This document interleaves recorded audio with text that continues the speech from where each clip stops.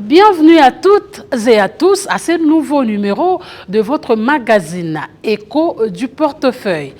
Découvrons ensemble ce qui s'est passé dans ce secteur.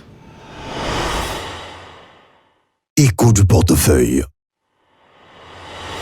Le ministre du portefeuille, Jean-Lucien Boussa Tongba, a présidé ce mardi 5 novembre 2024 la cérémonie de lancement officiel du site internet du Conseil supérieur du portefeuille et du portail numérique interactif entre cette structure technique de l'État et les entreprises publiques de l'État. La salle Sankourou de l'hôtel Hilton a servi de cadre à cette cérémonie.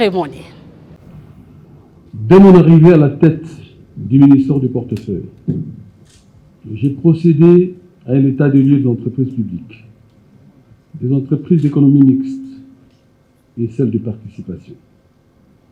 État des lieux qui a révélé des contre-performances à certains égards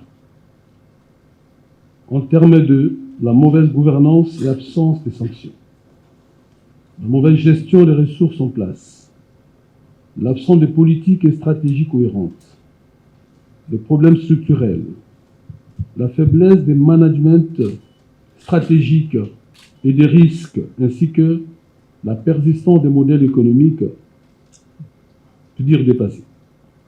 Et pourtant, ces entreprises disposent des potentiels énormes de croissance et de diversification qui augurent des perspectives rassurantes de leur redressement. À cet effet, plusieurs mesures et initiatives ont été engagées en vue de trouver des solutions durables à l'amélioration de la performance de ces dernières. À la même occasion, des échanges ont été conduits avec le Conseil supérieur du portefeuille, service spécialisé, en vue de regarder de très près la problématique du modèle économique dépassé, avec toutes les conséquences qui en découlent. Fort de ce qui précède, entre autres, le gouvernement a validé la politique générale des entreprises publiques au cours de l'année 2025, dont un des axes relatifs aux investissements et développement des activités et s'appuie sur notamment la mise en place d'un système d'information pour une gestion intégrée de l'entreprise par la digitalisation et la dématérialisation de toutes les chaînes de valeur. Mesdames et messieurs, ayant compris l'objectif de faire du portefeuille de l'État un levier essentiel de la croissance de l'économie, le Conseil supérieur du portefeuille met en place le site web et le portail numérique interactif lui permettant d'améliorer ses prestations auprès des entreprises publiques et de produire des différents rapports attendus en temps réel, conformément aux dispositions du décret qui crée le Conseil supérieur du portefeuille. Ces sites web et ces portails numériques ont pour vocation, comme on l'a indiqué tout à l'heure, de jouer le rôle d'un carrefour moderne, transparent et rapide de transmission d'informations sur la gestion des entreprises qui jadis se faisaient manuellement au risque de commettre tant d'erreurs. L'événement de ce jour matérialise la volonté maintes fois exprimée par le président de la République, chef de l'État, à qui je réitère mes hommages les plus déférents, à replacer les entreprises du portefeuille de l'État au cœur du développement économique et social du pays. Il s'inscrit également dans la droite ligne de la vision déclinée dans le programme du gouvernement conduit par Madame la Première ministre, chef du gouvernement, à qui je réitère mon expression de haute considération, dans le cadre de sa politique axée sur la redynamisation et la modernisation du modèle économique de gestion. Cependant, le challenge aujourd'hui consiste à les positionner par le choix d'un nouveau modèle économique à même de lui donner un souffle nouveau, de manière à accroître sa contribution au budget de l'État, au produit intérieur brut et à la création des emplois. Le développement de ces portails numériques impose ces modèles qui facilitera le bon suivi et à temps réel des états financiers des entreprises publiques, colonne vertébrale de l'économie congolaise. Il y a lieu de rappeler que la fiche technique de collecte d'informations irrélatives fera désormais partie des tableaux de synthèse à transmettre au CSP en même temps que les états financiers de fin d'exercice. Par ailleurs, la vitalité de cet instrument de production numérique exige donc l'implication de toutes les entreprises publiques car il permet une circulation aisée de l'information en ligne entre le Conseil supérieur du portefeuille et ses entreprises d'une part, et entre le Conseil supérieur du portefeuille, services spécialisés et son autorité hiérarchique d'autre part, en vue de faciliter et d'améliorer la prise de décision, le suivi et évaluation des performances des entreprises publiques. Mesdames et messieurs, c'est ici le lieu de rappeler la politique générale des entreprises publiques pour l'exercice 2025 tel qu'indiqué ci haut et de souligner l'urgence qui impose à toute entreprise publique de se doter d'un plateau numérique véritablement opérationnel pour espérer participer à cette évolution digitale. Je ne pourrais terminer mon propos sans féliciter et remercier le COREF pour son accompagnement à la réalisation de cette œuvre. Je voudrais particulièrement aussi adresser mes félicitations au consultant qui a fait ce travail impressionnant. Tout en invitant les uns et les autres à s'approprier cet important outil de la gestion modernisée des entreprises, je déclare officiellement lancé ces jours le site web du Conseil supérieur du portefeuille ainsi que le portail numérique interactif avec les entreprises publiques. Que vive le portail numérique du portefeuille, je dirais mieux du CSP, que vive la République démocratique du Congo. Je vous remercie.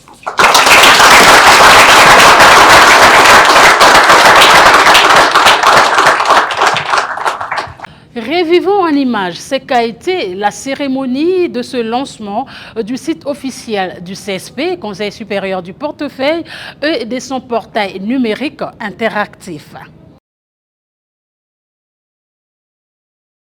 Au cours de cette cérémonie, l'assistance a d'abord suivi quelques allocutions avant la présentation de ces deux outils numériques par les consultants experts Ferid Baklouti. Clôturant cette cérémonie, le ministre du portefeuille a fait entendre que le portail numérique du CSP joue désormais un rôle d'un carrefour web moderne, transparent et rapide de transmission d'informations sur la gestion des entreprises publiques. Bien plus, il s'inscrit dans la logique de l'application de la politique générale des entreprises publiques adoptée par le gouvernement de la République. Peu avant cette allocution, le patron du portefeuille a officiellement reçu le coordonnées d'accès au site web et au portail numérique qu'il a aussitôt remis au président du Conseil supérieur du portefeuille. Pour le vice-président du CSP, qui a modéré cette activité, pareils événements n'a eu lieu depuis la création du portefeuille de l'État par le roi belge Léopold II. Le portail numérique vient moderniser les échanges et la gestion des informations sur les entreprises publiques et ce, en temps réel, en vue de faciliter l'analyse de ces informations et la prise des décisions. Il s'agit d'une bibliothèque virtuelle qui centralise des documents importants pour une consultation et archivage numérique. Pour le patron du portefeuille, cet événement matérialise la volonté exprimée par le président de la République démocratique du Congo, chef de l'État, à replacer les entreprises du portefeuille de l'État au cœur du développement économique et social du pays et s'inscrit dans la ligne droite de sa vision déclinée dans les programmes d'action du gouvernement Judith Souminois. C'est ainsi que le ministre Jean-Lucien Boussa demande à toutes les entreprises publiques de s'approprier de cet outil de la gestion modernisée et souligne l'urgence pour chacune d'elles de se doter d'un plateau numérique conformément à la politique générale du portefeuille.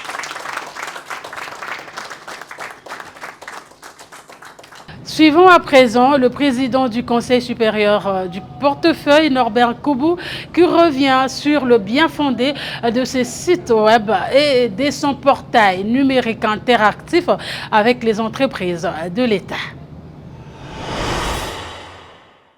Écho du portefeuille.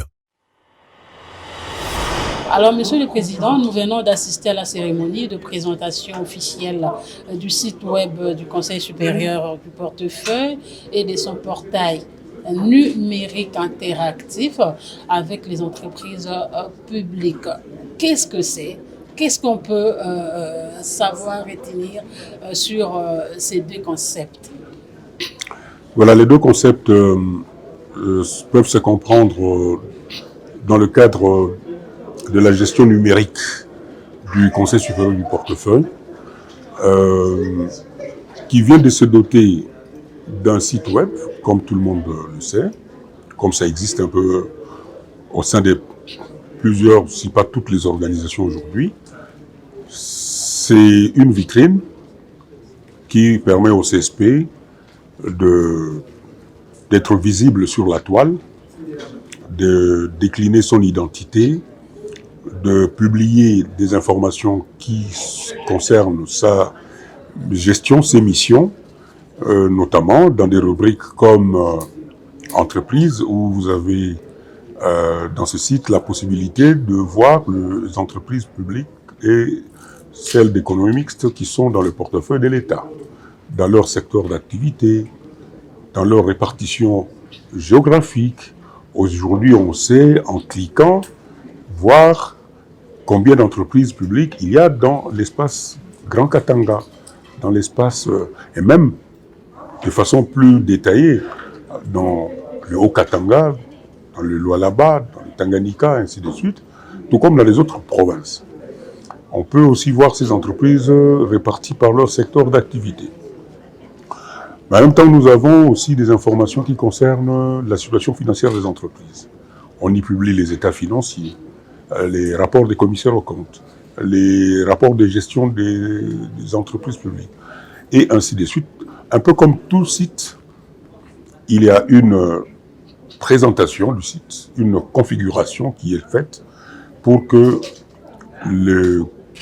l'internaute puisse retrouver ce qui l'intéresse en matière du portefeuille de l'État, tel que nous le suivons. Alors, comment ça va se passer? Je veux qu'on puisse procéder par les exemples concrets. La régie des eaux, par exemple, a ces données. Comment vous allez faire? Il y a une fenêtre. La régie des eaux va, à partir de son siège social, y mettre ces données, ou bien il y a quelqu'un qui va coordonner tout cela. La régie des eaux doit envoyer les données pour que cela soit mis dans les sites. Comment ça va se passer? Bien, je n'avais pas terminé de répondre à votre première question parce qu'on a parlé du site web, mais il y avait aussi le portail numérique interactif. Je pense que votre question est plutôt liée à ce deuxième outil. C'est vraiment le clou de la présentation d'aujourd'hui pour lequel nous avons pensé, et c'est très important que son Excellence, Monsieur le ministre du Portefeuille, qui a la responsabilité des entreprises publiques et d'économie mixte, puisse parrainer cette activité qui rentre dans le cadre des instructions d'ailleurs du gouvernement de voir les entreprises publiques être digitalisées et donc à rentrer dans l'ère moderne de gestion. Donc votre question elle renvoie à la partie opérationnelle de ce portail numérique. Voilà. Concrètement, il s'agit par ce mécanisme-là, par cet outil, que le portefeuille recueille les informations que les entreprises produisent. Ici, jusque-là, ça va être les états financiers, dans la version électronique. Alors que jusque-là, le CSP recueillait ces informations-là en version papier. Et pour les traiter, pour donner une lecture convenable, appropriée des performances des entreprises publiques, tant au plan économique que financier, le CSP a mis en place un outil d'analyse, mais qui demandait chaque fois l'intervention humaine, depuis la retranscription des données qui viennent sous forme papier des entreprises, jusqu'à la manipulation des différentes étapes du processus d'analyse Alors vous imaginez, madame, à combien de risques une telle procédure nous exposait. Alors désormais, ce qui va se passer, c'est que grâce à ce plateau que nous venons de mettre en place, c'est l'entreprise qui va avoir une inscription dans ce plateau, comme dans les réseaux sociaux. Mais seulement à la différence des réseaux sociaux, et même d'ailleurs dans les réseaux sociaux aussi, on s'inscrit en remplissant un certain nombre de critères. C'est la même chose qui va se passer maintenant. Les entreprises publiques vont s'inscrire dans ce plateau, portail numérique interactif. On va leur donner des clés d'accès pour porter les informations qui les concernent sur les états financiers dans la version électronique. Une fois que ces informations sont portées dans cette feuille particulière que l'entreprise doit remplir, le reste du processus de construction des tableaux d'analyse se fait à l'automatique. Donc, l'avantage que nous avons avec ce plateau, c'est qu'on diminue la part de manipulation des chiffres, on accélère le processus de traitement des données et on produit plus rapidement et de manière plus fiable les rapports qui concernent la situation financière des entreprises publiques. Et ça, c'est un pari que nous sommes en train de gagner grâce aux partenaires, notamment la Banque mondiale qui, par le canal du COREF, nous a financé donc le travail du consultant qui a exposé tout à l'heure. Voilà. Très bien, mais nous savons que dans des entreprises, il y a des informations top secrètes qui ne doivent pas être mises à la place publique. Dans ces cas-là, comment vous allez gérer? Bien justement, madame, il nous faut quitter ce schéma des informations secrètes. Les entreprises publiques sont un patrimoine commun. Ces personnes, nos compatriotes qui ont le privilège de les gérer, le font pour le compte de la communauté. Donc, il y a un devoir de redevabilité pour les résultats, mais il y a un devoir aussi de transparence. Et c'est ça que nous maintenons aussi comme combat, parce que dans cette version électronique, on comprend bien que lorsque une information elle est tronquée, le moment venu, les formules ne marcheront plus. Parce que plein de formules qui sont derrière ce que vous voyez. Et que donc on interrogera ces chiffres-là. Ne vous en faites pas, ce n'est pas un instrument de détective privé, mais je dis simplement que c'est un instrument qui permet à l'État désormais de s'assurer que chacun fait sa part de tâches comme gestionnaire. Mais que de toutes les façons, si les informations sont cachées entre guillemets, il a le rôle d'autres structures pour pouvoir les dénicher. L'inspection générale des finances est là pour ça. La Cour des comptes est là pour ça. Même le Conseil supérieur du portefeuille, dans son volet acte de contrôle, audit de gestion des entreprises, ils ont tous les moyens de détecter ces fraudes ou ces informations dites, entre guillemets, secrètes. Voilà. Donc, notre plateforme n'a pas vocation à aller dénicher les informations secrètes, mais elle a la possibilité de révéler, comme un bon révélateur le moment venu, les incohérences dans les informations qui sont communiquées par les entreprises. Donc on peut dire que c'est une valeur ajoutée dans la transparence de la gestion des entreprises. Absolument, madame. Et ça nous permet d'inscrire le portefeuille de l'État dans la dynamique des structures qui permettent à l'État de pouvoir compétir sur différents marchés, notamment les marchés des investissements. Parce qu'un investisseur qui veut risquer ses capitaux dans une entreprise ayant comme partenaire, dans laquelle il a comme partenaire l'État, il a besoin d'avoir un recul suffisant sur les informations financières des entreprises publiques qui sont concernées. Et que donc, avec cet instrument et les autres instruments qui sont en préparation, nous commençons à offrir, je pense, quelques réponses aux inquiétudes des investisseurs qui parfois se disent, mais on ne sait pas relier les informations, on ne sait pas les traiter de façon globale. Et ça, c'est un instrument qui permet d'avoir une visibilité sur les performances globales et individuelles des entreprises du portefeuille de l'État. Ce site web et ce portail numérique est le fruit d'un travail acharné, battu par Ferid Baklouti, concepteur et expert qui nous parle ici de cet apport numérique. Il est au micro de Gabriela Kim. C'est un honneur d'être là parmi vous aujourd'hui pour le lancement officiel qui a été réalisé sous la présence de notre Excellence, son Excellence, Monsieur le Ministre du Portefeuille. Donc c'est un travail qui a commencé réellement au mois de février de cette année. C'est un travail qui a été vraiment acharné par toute l'équipe de CSP. Et donc c'est non seulement le lancement du site web du CSP, donc le portail web du CSP, mais à la base le portail numérique interactif qui permet la gestion des données économiques et financières des entreprises publiques de l'État congolais. Donc tout projet de cette envergure nécessite une formation. Je pense qu'on a plus ou moins commencé déjà depuis le mois d'août. Et cette semaine, c'est justement prévu pour que ce soit une formation, la formation des formateurs. Donc ça va être les gens du CSP, donc l'équipe du CSP qui va être formée, qui elle-même prendra le relais pour former l'ensemble des entreprises de l'État à accéder à la plateforme et avoir leur mot de passe et d'accès sur la plateforme. Je pense qu'on ne le dira jamais assez.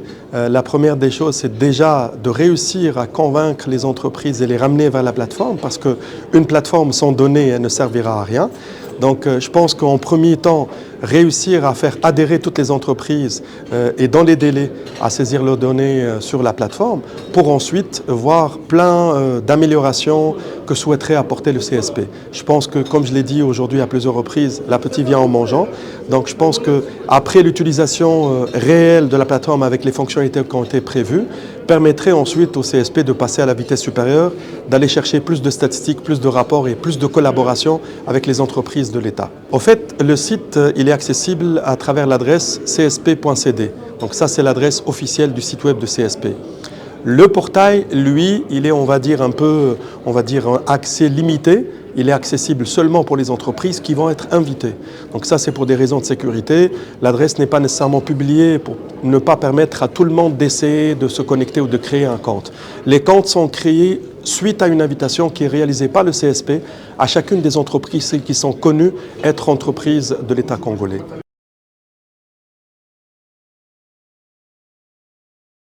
Congo Airways a-t-elle acquis des nouveaux avions? Va-t-elle reprendre du service ce mois de novembre courant? Toutes ces réponses avec son directeur général Norbert Sengamali dans notre rubrique L'invité. Suivez.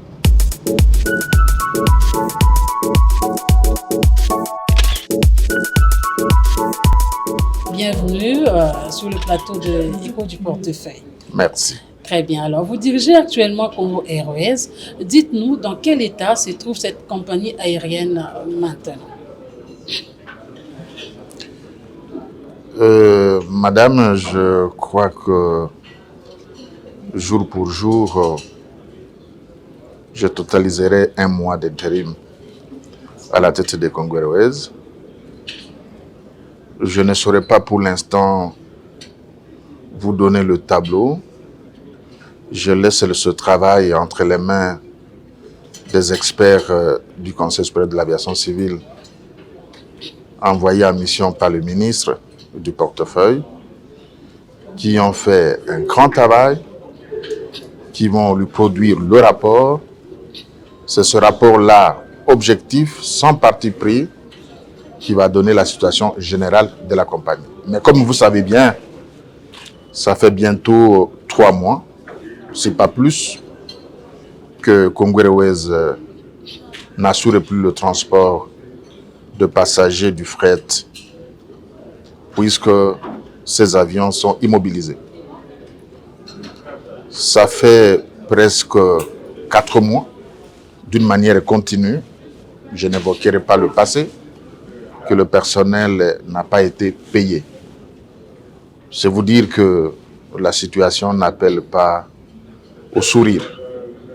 Elle est préoccupante, mais elle n'est pas désespérée. Très bien.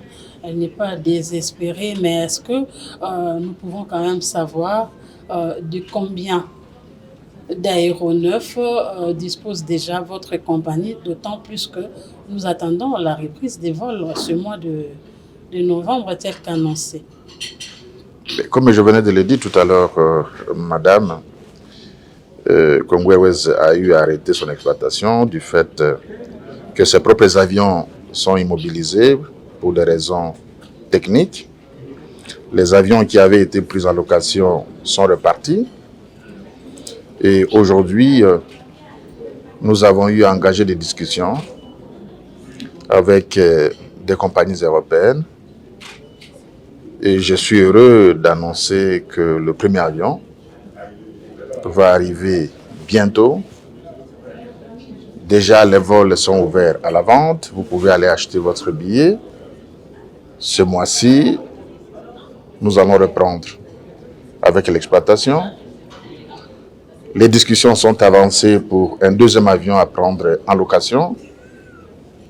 Si nous finalisons ces discussions cette semaine avec la CNSS et la banque, avant la fin de ce mois, il y aura un avion, un deuxième, qui viendra. Avec l'objectif, comme j'avais dit au ministre, et le ministre du portefeuille avait annoncé au public, l'objectif c'est de terminer l'année 2024 avec au moins 3 vols et 3 avions en exploitation. Très bien. En dehors du réseau domestique, à l'intérieur de la RDC, Congo Airways compte-t-il également assurer le transport aérien en dehors du territoire national? Si oui, quelles sont ses destinations? Oui, dans la feuille de route que j'avais adressée au ministre du portefeuille, j'avais fixé de grandes étapes jusqu'en 2026. 2024, premier trimestre 2025, c'est de relancer, de consolider les vols domestiques. Et au deuxième trimestre 2025, c'est l'ouverture de quelques lignes régionales, particulièrement Johannesburg, Douala, Libreville, Cotonou et Abidjan. C'est vrai, d'autres points, d'autres destinations viendront en ajout, mais l'objectif c'est de créer progressivement un hub ici à Kinshasa afin d'alimenter les vols long courriers que nous attendons ouvrir vers la fin de l'année 2026. Et là, c'est particulièrement Dubaï, Paris et Bruxelles. Très bien. Monsieur le directeur général, après une longue période d'inactivité, comment faites-vous? En tout cas, nous sommes curieux de savoir comment faites-vous pour la prise en charge. Parlons-en du personnel du Congo Airways. Madame, j'aurais bien voulu qu'un agent soit ici pour le dire de vive voix, quand bien même je le suis aussi, mais j'avais pris l'engagement dans la feuille de route adressée au ministre du portefeuille de tout faire grâce à l'accompagnement de l'actionnaire CNSS, de redonner le sourire aux agents en payant le mois de juillet. Et je vous dis que ce mois-là a été effectivement payé ou envoie des lettres pour certains agents qui ont les comptes dans certaines banques. Vous pouvez aller vérifier auprès des agents ces choses faites. Sans production, nous l'avons fait et nous tiendrons cela tant que nous serons à la tête de la direction. Vous n'avez pas été contraint d'envoyer d'autres agents en congé technique vu la situation que vous Madame Congo Airways a comme actionnaire l'État congolais et des entreprises publiques. Congo Airways, c'est une compagnie aérienne nationale qui a aussi le volet social dans sa mission. Autant nous desservons les lignes déficitaires pour des raisons de la cohésion nationale, l'unité nationale, autant malgré les difficultés temporaires que connaît la compagnie aujourd'hui, l'envoi des agents en congé technique ce n'est pas la première solution.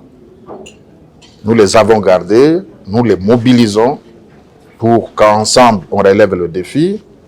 Et plus les avions vont s'ajouter, plus nous allons résorber ce qui apparaît aujourd'hui comme un personnel pléthorique. Très bien. Pour terminer, Monsieur le Directeur Général, je rappelle que nous recevons sur ce plateau de l'écho du portefeuille le Directeur Général de la compagnie aérienne Congo Airways. Il s'agit de Monsieur Norbert Sengamali. Alors, Monsieur le Directeur Général, vous avez des précisions à dire parce que là, plus d'un Congolais est impatient d'avoir des nouvelles de la compagnie nationale Congo Airways après tout ce qui s'est passé, tout ce qui s'est dit. Est-ce que, en quelques lignes, Monsieur le Directeur Général peut dire un mot au peuple congolais? Madame, Congo Airways a connu trop de discours, trop de promesses, et je vous dirais que les agents n'en veulent plus. Les agents veulent les actions, veulent du concret. Et je m'inscris dans cette logique. Et le jour de la remise de reprise, vous étiez dans la salle. J'avais dit haut et fort que je suis un grand tribun, je me parlais. Mais pour l'instant, au regard de la gravité de la situation, je ne suis pas encore dans le discours. C'est dans le travail, apporter du concret, apporter de la solution. Et à ce moment-là, je parlerai. Merci je vous fixe un rendez-vous pour bientôt. Ce magazine est terminé, mesdames et messieurs. Merci de votre attention soutenue. Il a connu le concours rédactionnel de Coco Caroline Ngobé, David Mouteba, Gabriela Kim. Du côté technique, José Kaembe était derrière la caméra et Henrix Zola. Au revoir.